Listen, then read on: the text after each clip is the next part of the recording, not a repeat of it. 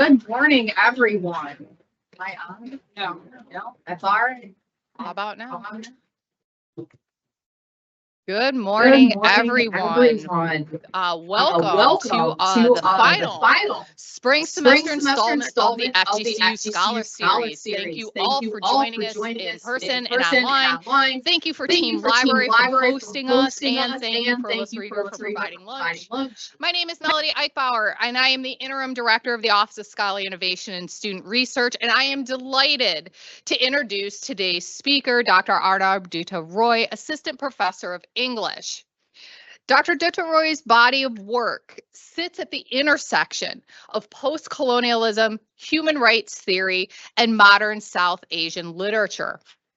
His talk today, the Postcolonial Bildungsroman, Rethinking Narratives of Youth and Coming of Age from the Global South, stems from a forthcoming volume to be published by the University of Alberta Press and edited with a colleague, Dr. Paul Uger from the University of Waterloo.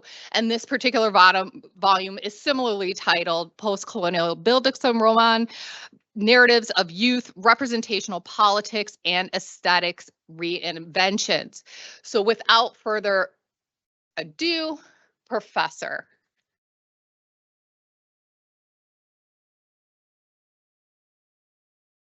Thank you so much for joining us today.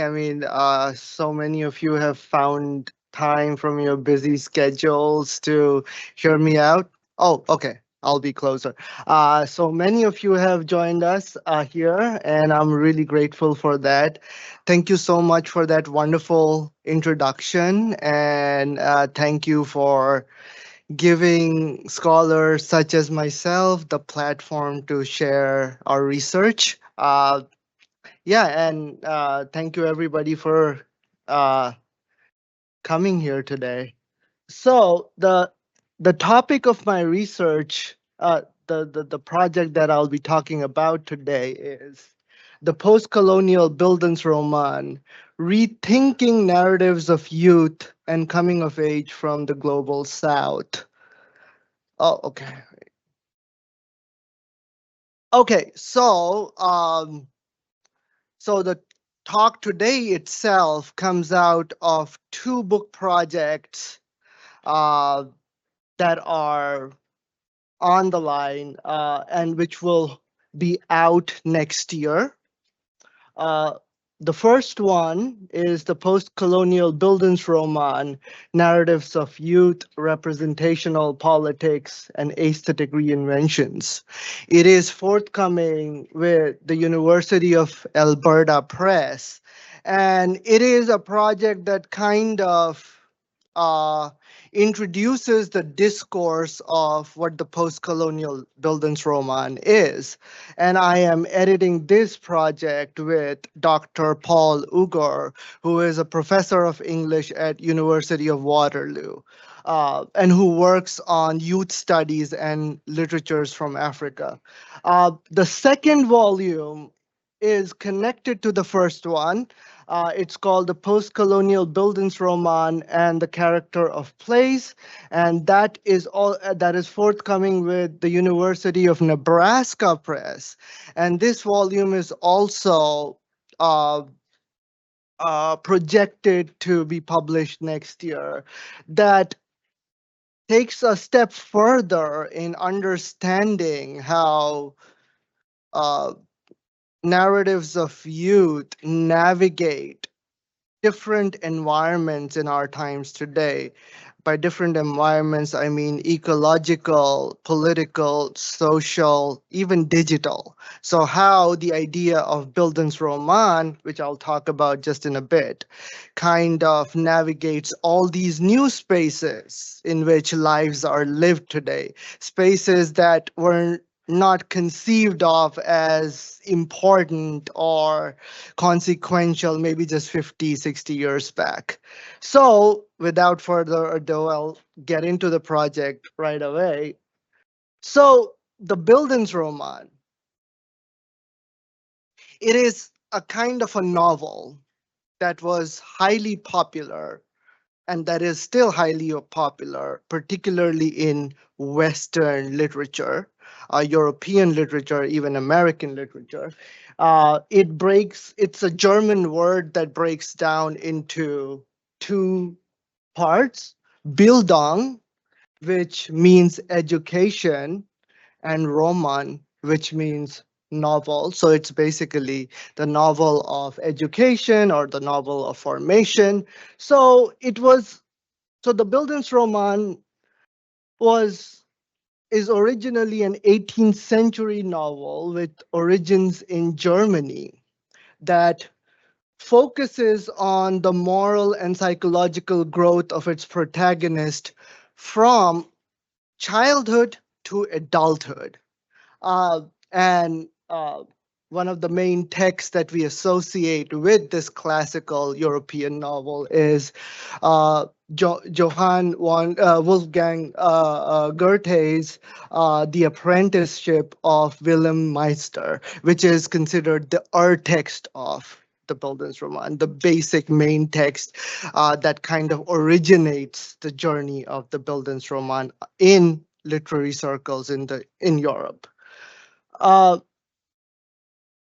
here are some, but I mean, the journey of the Bildungsroman started in Germany, but soon it became really popular and kind of circulated in the Euro-American literary world, where we see many of these prominent canonical works of Western literature, whether we think of the novels of Charles Dickens, Emily Bronte, Rudyard Kipling.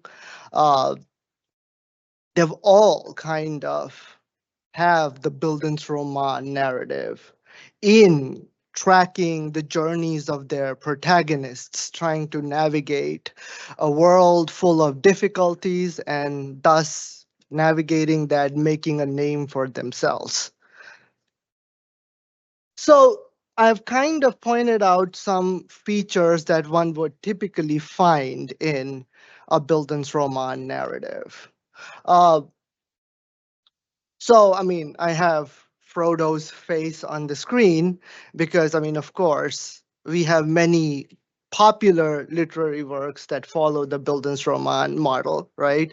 Lord of the Rings being one, Harry Potter is another one, right? Like where like underdogs kind of take on difficult journey and along the way get educated and become mature towards the end, right? So a typical Bildungsroman traces the psychological and moral growth of the protagonist. So at the beginning of the novel or the work, we have an underdog, a protagonist who is immature, who is dependent, who is a nobody. But then this protagonist has to undertake a journey that often involves facing hardships, separation from family. But this journey kind of is a character building journey where the protagonist meets new people, they have new adventures, face new challenges, they learn to deal with life on themselves, by themselves. And thus, it kind of leads to their development as a whole, the development of their characters. So basically, it tracks a hero's journey where the goal is maturity, which the protagonist achieves through difficulties. And there are helpers, of course. I mean, when we think about Frodo, there are helpers who help him along the way. When we think of Harry Potter, there's Ron and Hermione, right? And there are so many other characters, including professors, family members of friends, and they all kind of contribute in like encouraging him, challenging him to achieve his fame and goal. So from a nobody to a somebody who would go on to defeat Voldemort. Uh, uh, and again, the goal is to gain an identity for one own, right? And there is a part, and the journey involves an educational process, right? And finally, the goal is also to seek an integration between an inner self that is chaotic, and an outer social self, right? So to get assimilated into society, right? And it's kind of like a rags to riches story, right? Where in the beginning, the protagonist is a nobody, and towards the end, they become a somebody, right? They also, along the way, acquire prestige, wealth, so on and so forth. Okay. Post-colonial Bildungsroman. So the Bildungsroman today, in a post-colonial world, a world that has seen conflict, civil wars, genocides, colonialisms, it is still a very popular genre. It is a genre that has been picked up by authors from the post-colonial world, ranging from South Asia, where like we're thinking of India, Pakistan, Sri Lanka, to like different countries in Africa, to Latin America. The Bildungsroman has been a popular genre for communicating a wide range of concerns, including anti-colonialism, thinking about nationalism and how a people gain self-determinacy, uh, exploring effects of modernity and change and technology and development. All those themes, the post-colonial Bildungsroman has become a genre that has been favored by many contemporary writers to explore these, right?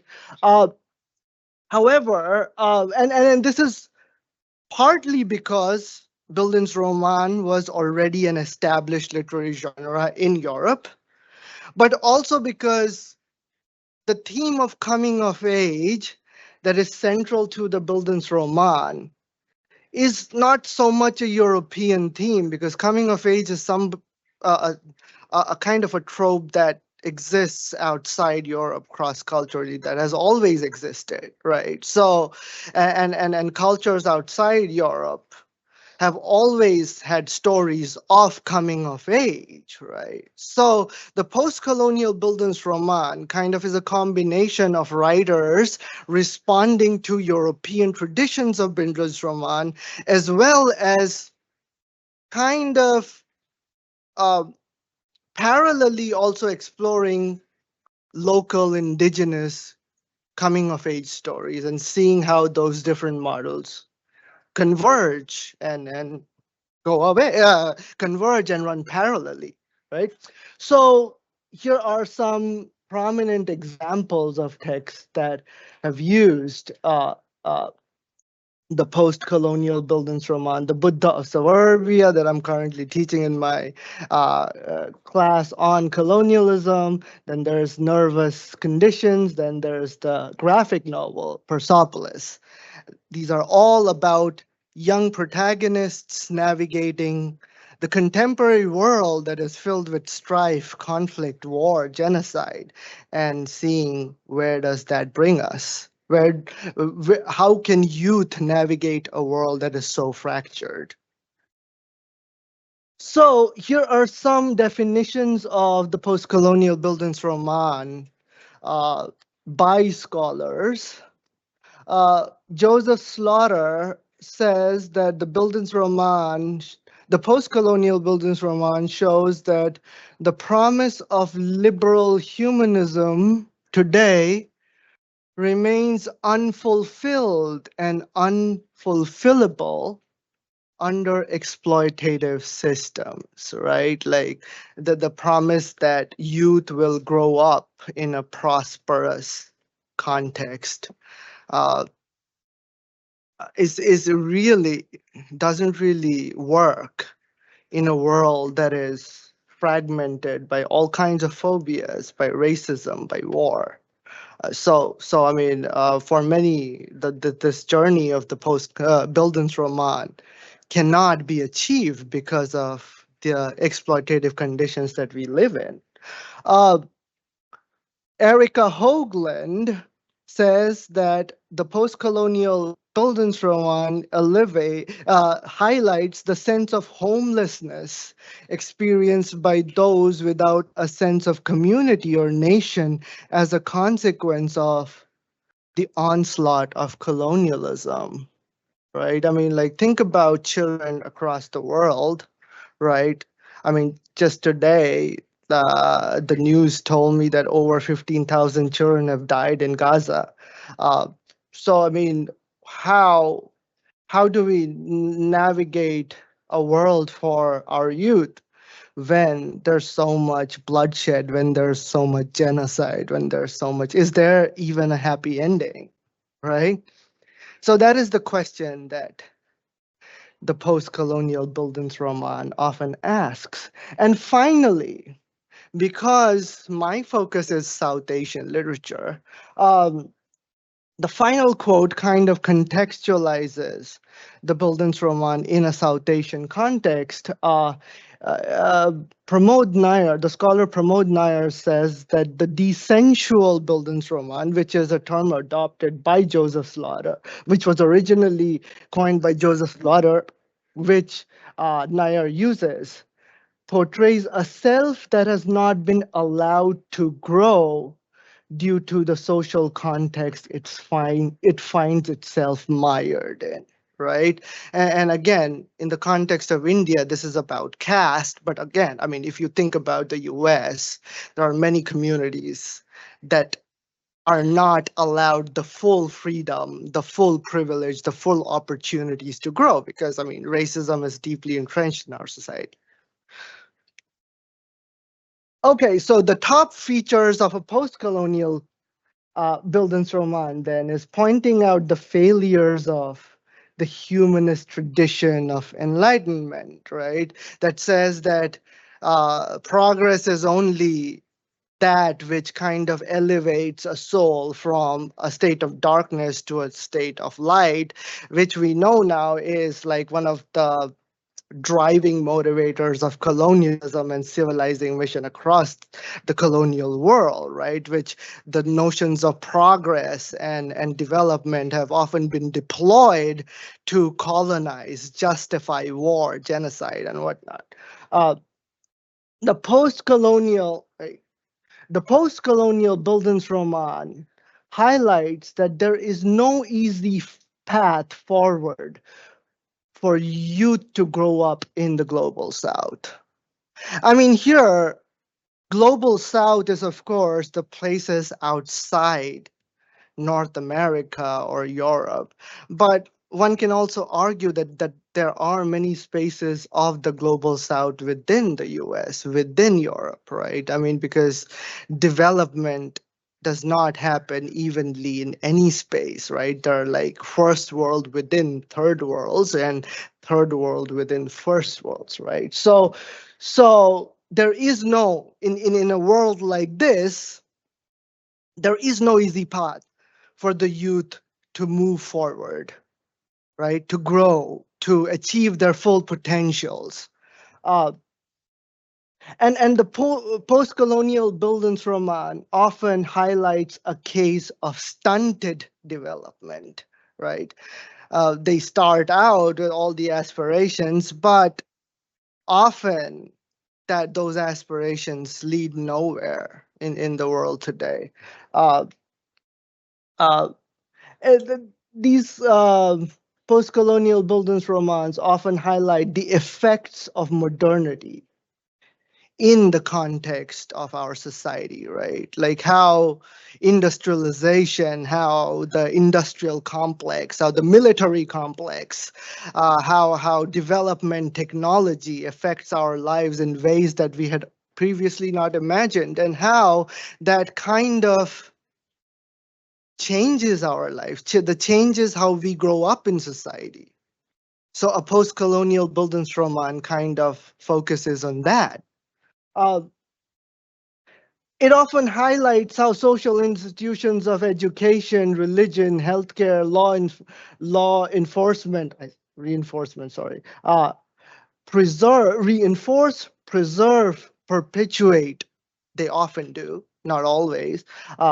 colonial systems that kind of, rather than advancing radical social change, often strive towards preserving a status quo that benefits the groups in power. Uh, the post-colonial Bildungsroman often highlights the disharmony between inner self and social norms, right? If the Bildungsroman kind of tracked how the youth ultimately found a way to reconcile themselves with the society in a world that is mired with racism, inequality, that reconciliation between the self and social norms is often not possible. And the post-colonial Bildungsroman highlights that. And often the post-colonial Bildungsroman highlights the rejection of the rags to riches story. Because I mean, there is no linear progression from darkness to light. And kind of the post-colonial Bildungsroman shows that. So coming back to the context of South Asia, because I am going to talk about one specific example of the post-colonial Bildungsroman, because the post-colonial Bildungsroman is a genre that has been adopted in a wide range of global conditions, right? From Australia, where like the Maori communities have used it to highlight coming of age in colonial systems, to the US, where like that has often been used as a genre to explore how minorities in this country have live and survive amid conditions that are there to institutionally disadvantage them. Uh, so in India, I mean, and I don't want to spend too much time. There is the caste system, and it is a system of social segregation almost, where there are identities are based on different professional roles, right?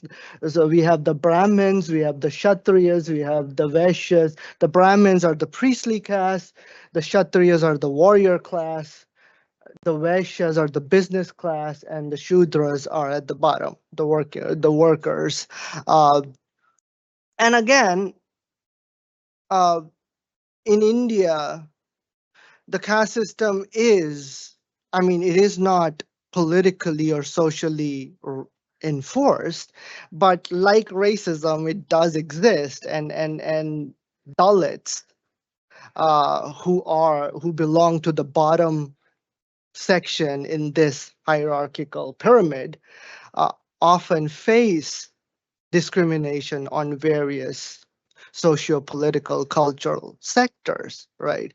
So just giving you a basic context of that. So the novel that I want to talk about is called Samskara. It was written by a Kannada author. Kannada is a language that is spoken often from a region called Karnataka in southern India.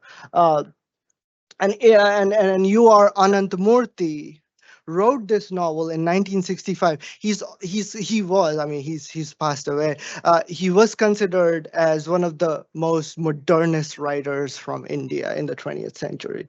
So he wrote this novel, and it kind of offers a very interesting variation on the Bildungsroman. It is about a small Orthodox Brahmin community from Karnataka. The timeline is based in the 1930s, so which is before India officially gained independence from the British, which was mid 20th century, 1947. So this happened before India gained independence.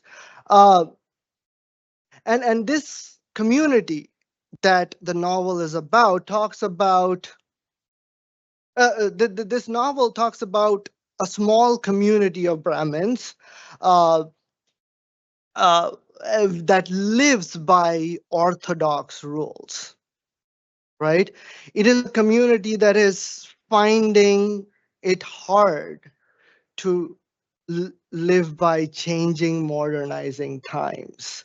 Uh, what happens that shakes the boat is the death of an irreverent Brahmin, Naranappa, uh, who had given up his caste status from this community, but he was not officially excommunicated.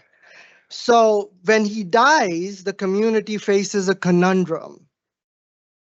What do we do with the body? We cannot cremate the body because he is an irreverent Brahmin, and the laws tell us that we shouldn't go near an irreverent Brahmin because that would risk impurity for us as a community, and the whole world is going to outcast us. But we cannot let the body rotting because it's hot. It would threaten a plague. And of course, it would also go against the basic Brahminical duty that you must cremate a dead body, right? So it's a conundrum. There's a no-way situation here, right? And that kind of triggers, uh, the whole uh, uh, action in the novel. So the Samskara as a Bildungsroman kind of flips many of the classical motifs. For instance, the motif of hero's journey is flipped, right? The classical Bildungsroman often tracks the journey from uh, darkness to light, from disharmony to integration, whereas Samskara kind of does the opposite. It is the Bildungsroman of the character that you see. His name is Praneshacharya. He's not a kid. He's a 40 years old man who is at the pinnacle of his achievement. He's a Sanskrit scholar, well-known Sanskrit scholar. He's the leader of this community. This novel starts with him knowing the world. He is the best representative, but seeing everything, seeing the death of Naranappa kind of pushes everything into disorder. And it is his journey from a state of harmony to a state of disharmony. So the novel flips the hero's journey where he is self-assured at the beginning, but that kind of collapses towards the end. And again, it deviates from the Western rags to riches storyline because at the beginning of the novel, materially, he has everything. He's the leader, he's the boss, right? But all that gets alienated. He gets alienated with everything around him. He sees corruption in the world, then leaves everything and leaves his community. So it's just the opposite of a rags to riches storyline. So rethinking education, questioning bookish knowledge. So Praneshacharya is a religious expert. He looks at every religious scripture to find a solution for Naranappa's problem. Doesn't find any. So that disillusions him. What does he do? How does he save his community from extinction? Right? So that is one of the things that the novel reinforces, that bookish solutions are not easily there. You cannot find every answer in the scriptures, right? And it also says that the scriptures have often been deployed to oppress, because those who hold authority over the scriptures themselves often do not interpret them in a way that ensures an egalitarian society. Uh, so these are some examples of that. But in trying to find answers, the novel adopts another tradition that has well-established roots in uh, Hindu traditions and traditions from the roots. This tradition is called the Niti Shastras, in which the Niti Shastra is a set of pre-colonial Hindu texts that teach the wise conduct of life, that teach what it means to lead a good life, right? And some famous examples of the Niti Shastra are Panchatantras and Hitopdesh. Rather than focusing on bookish knowledge, this tradition emphasizes on worldly knowledge, right? It often says that to really acquire wisdom, you have to go out into the world, meet different people, encounter different ideas, and in that way, you can really mature fully. You can find a good life. Uh, Samskara rethinks what it means to lead a good life in a modern situation. By leading a good life is thinking about all kinds of structural inequalities that are in place in our society, and thinking through those, right? Is there a way to lead a good life without the broader institutional oppressions that are in place in society today?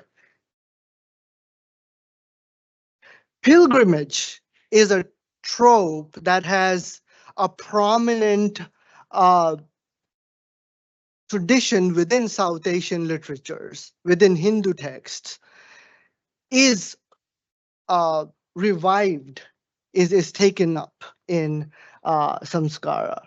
So often in the Western Bildungsroman, a hero has to go out to the world, right? When we think of Kim from Kipling, I mean, he does venture out, go through the Grand Trunk Road and find his true self, right?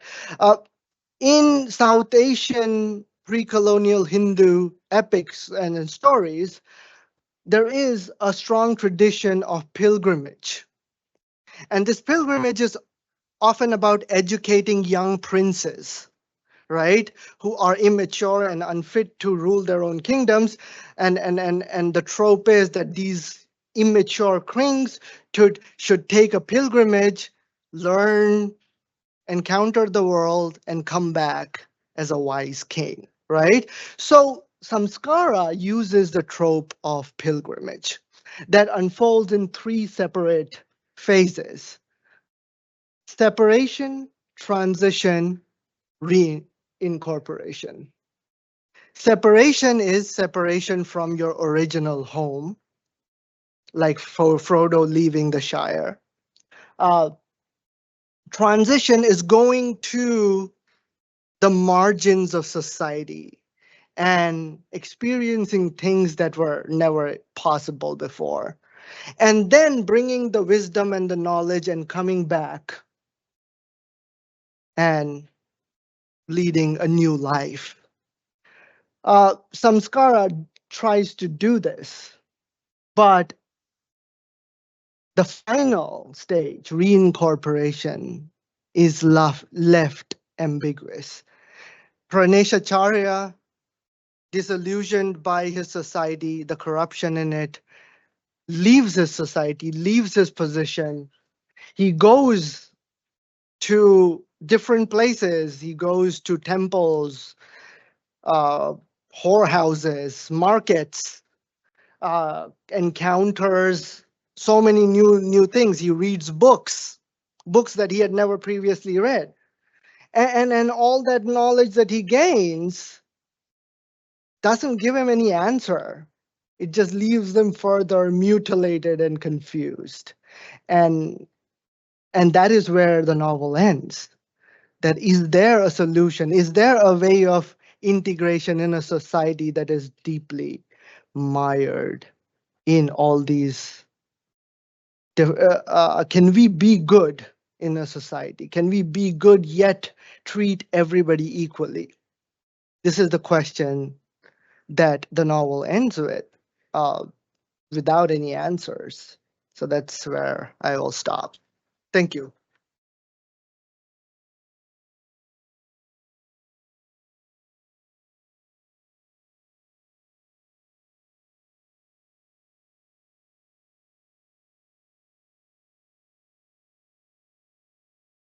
Thank you so much. Fascinating and somewhat sad.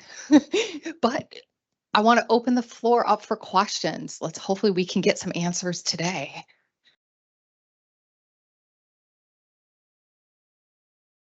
Dr. Roy, thank you for that fabulous talk. I really enjoyed listening to your breakdown of the Postcolonial Bildungsroman. I actually had a question about one of the texts that you talked about, the Panchatantra, which is one of my favorite pre-colonial Indian texts.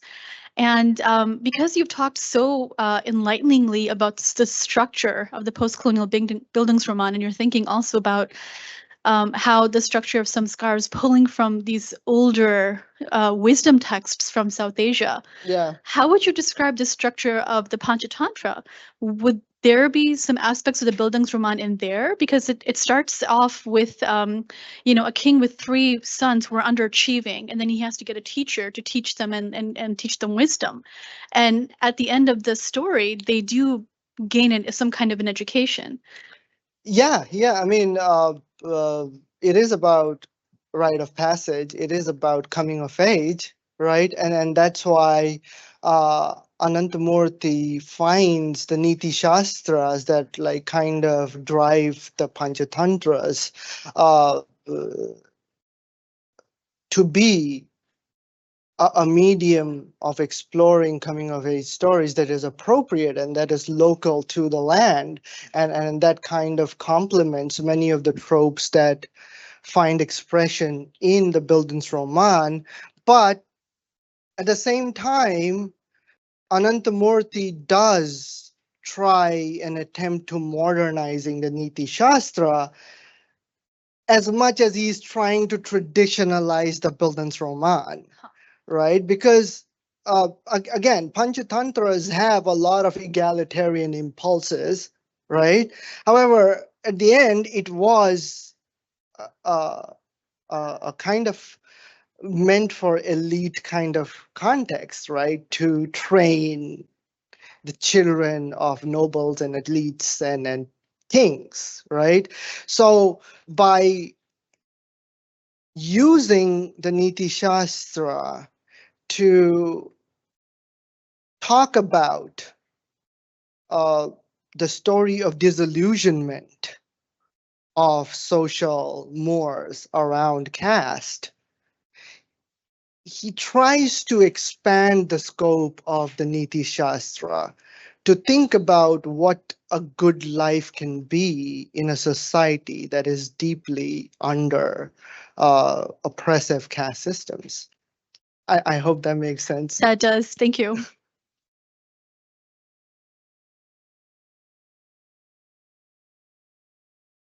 Okay, well, thank you. I'd love that.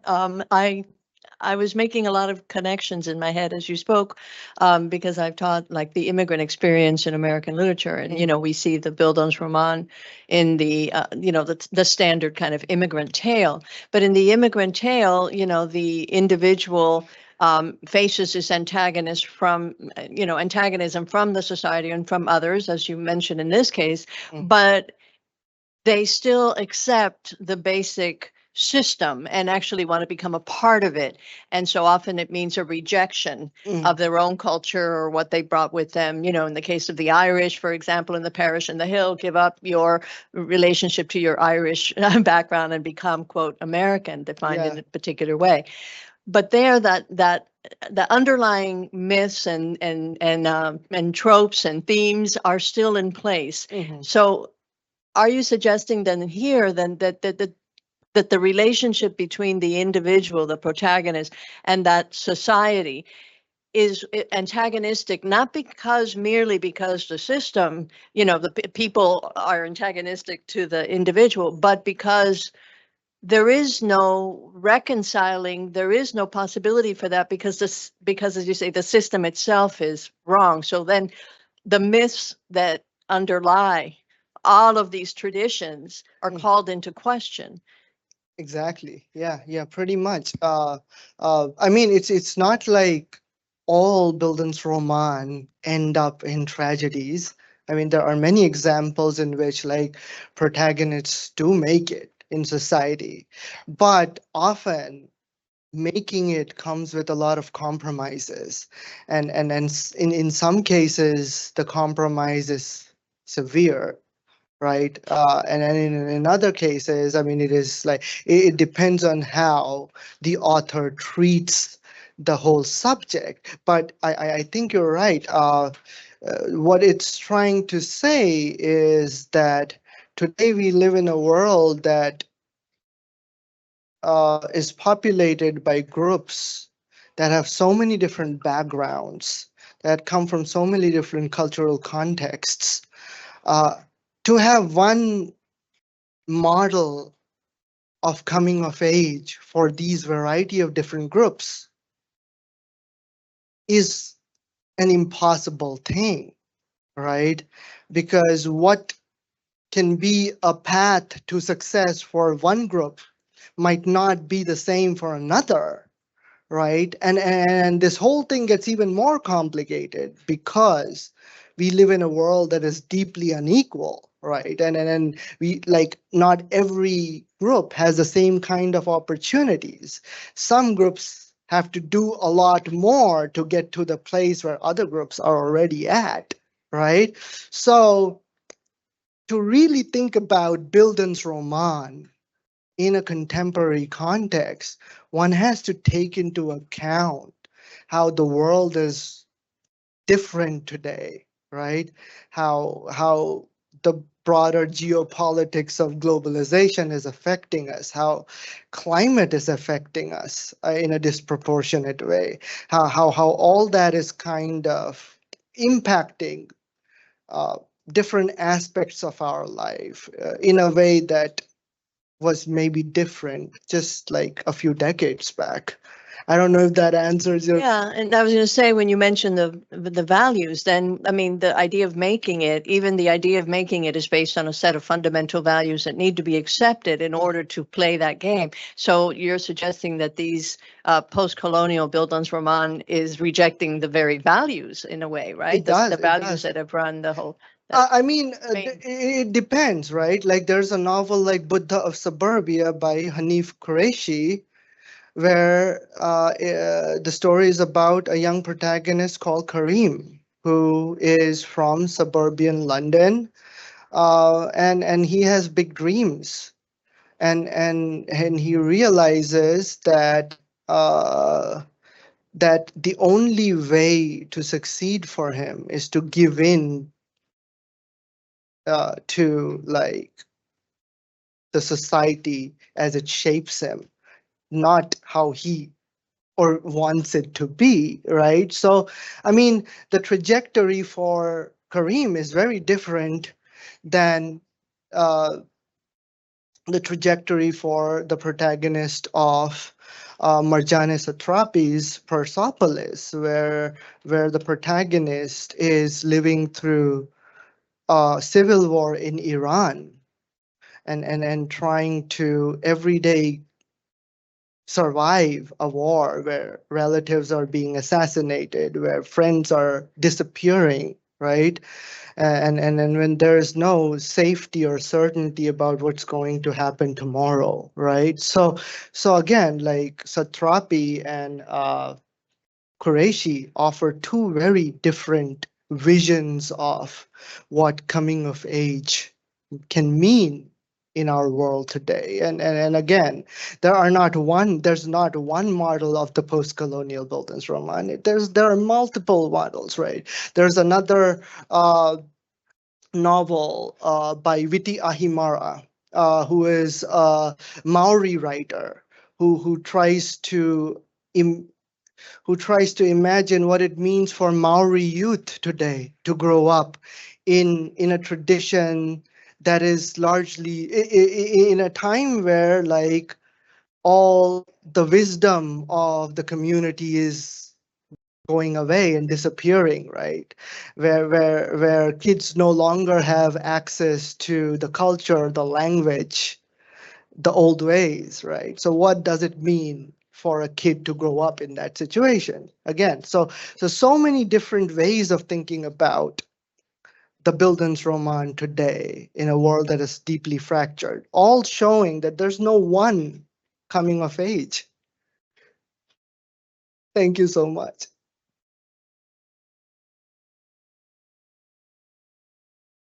I had a quick question if I could follow up with that. Thinking about medieval literature, because that is the literature that matters.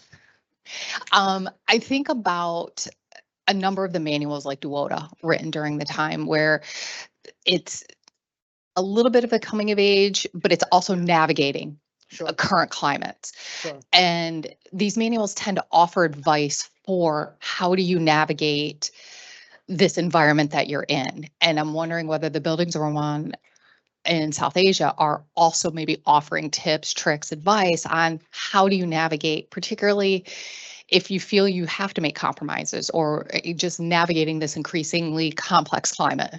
Yeah, very much so. I mean, the Bildungsroman has a built-in didactic model, right? It is a novel of education, whether we think of it in a classical context or in a post-colonial context. There is like a moral at the end. I mean, even if the moral is not very clear, right? Even if the moral is that there are no morals, but there is always the aspect of teaching involved, right? So Praneshacharya is uh, the head of the community in the novel, right? He is someone who everybody comes to in the village for things like, I mean, what do I do tomorrow at this funeral? Or what kind of medicines do I buy for my wife, right? So, I mean, if it is his Bildungsroman, who does he learn from? Because, I mean, everybody else comes to him, right? So, but it is, so I think the question in the novel is like, not so much learning as much as it is unlearning, right? Like how to unlearn, right? So the helpers for Praneshacharya is people that one would never really expect. It's a beggar. It's a prostitute. There's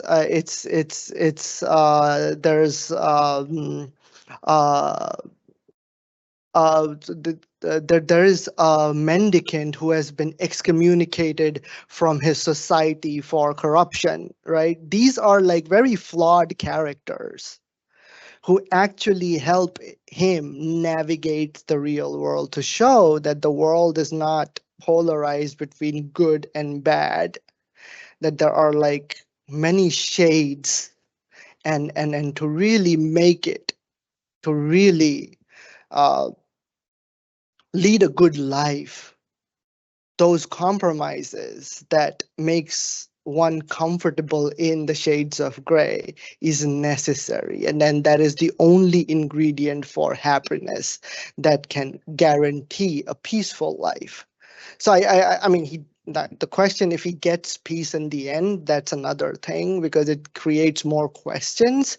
But I think thus is the nature of the post-colonial Bildungsroman, that it in trying to find answers, it kind of creates more confusion, right? Hope that kind of answers. Additional questions? Think additional questions. Well, please join me in thanking our speaker, Dr. Roy, for such a fascinating talk and to end the semester on a good moral note. And thank you all for joining over the course of the spring semester. The Scholar Series will return on Wednesday, August 28th, when one of FGCU's OGs, Wynn Everham, will be speaking on Picayune Strand Restoration Project. It could have been Cape Coral South. So look forward to seeing you all in August. Thank you so much.